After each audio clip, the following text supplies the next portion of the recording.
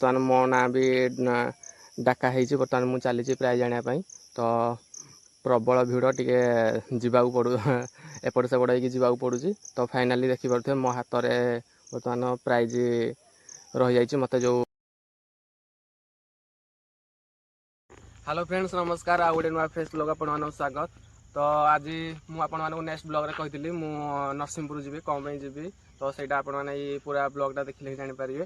तो मुझ सागर बाहरी पड़े आम नरसिंहपुर गोटे खास जिनस आग गोटे खास जिनसटे अच्छी तो आम खबर आसाला आम पाखक से जीवु। तो बर्तमान आम बाटर अच्छु घाटी रास्तार आमर घाटी सियाड़े तो घाटी आमर सेपट आम दुईटा रोड अच्छी सेपटे गले गोड़बंधा एपटे गले आम पाख हम से आम ये बाहरी पड़ू जीवु बोली तो बाटर थी कहलु ब्लॉगटा स्टार्ट करदे। तो देखो आगू आगू कौन सब हो मैंने फाइनाली आम आसिक माने जगार पहुँची गलु। तो जो जगार आम पहुँचार था तो पछपटे से जगह आमर नरसिंहपुर पर्यटन देखान केन्द्र जे जगार तो पिला सब आसिले हारी माने भीतर सब बसिले बर्तमान जीवी। तो आमको कॉलेज गोटे कार्ड देते से कार्डटा भी धरी मो हाथ में तो सहीटा धरिकी जीवु। तो यहाँ हूँ से जगहटा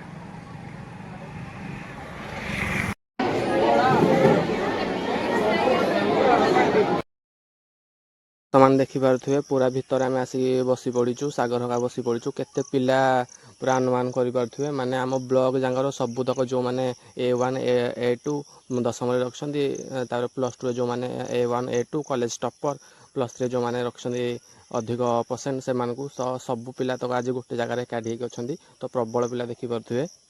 ता सहित आमर एपटे देखिपे स्टेज आमर गीत शो चली जेहेतु पिला माने आसछन्ति पिला मानकु एंटरटेनमेंट करने तो किसी गीतर भी आयोजन कराइथिला किसी प्लेबैक सिंगर आसछन्ति तो से माने तांको गीतर शो मधुर स्वर रे पिला मानकु पूरा मजे देवाई किछिटा छोटिया प्रयास करिसेंति।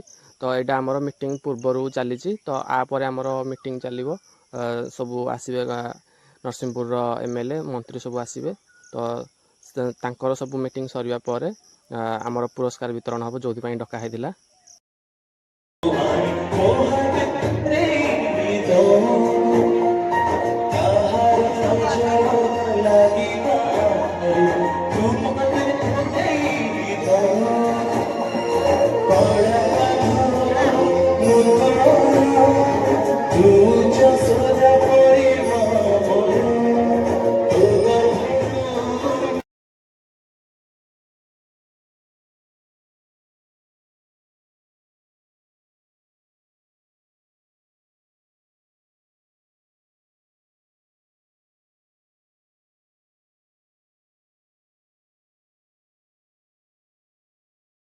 आज बहुत खुशी लगुच नरसिंहपुर भाया जगह तो एबे आमर देखिपे पूरा मीटिंग स्टार्ट होगा सबू आमर जिते मंत्री मान्यवर सब लोक मैंने थे समस्त आसी सारे से किसी स्पीच दौरान यापर स्पीच दे सारापर आमर पुरस्कार वितरण करा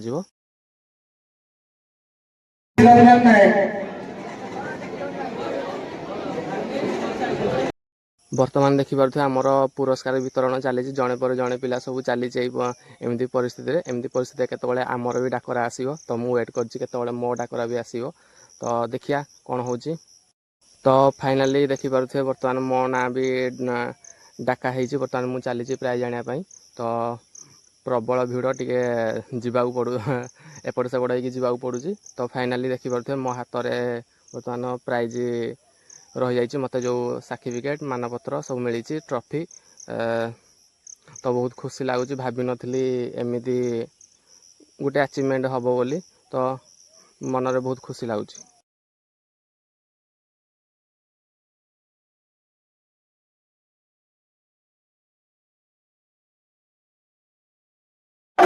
जेतले पुओ माने नउछन्ति भारी हर्षोल्लास होउछि किंतु झियो मानन पई ताळी बजेबि नाही।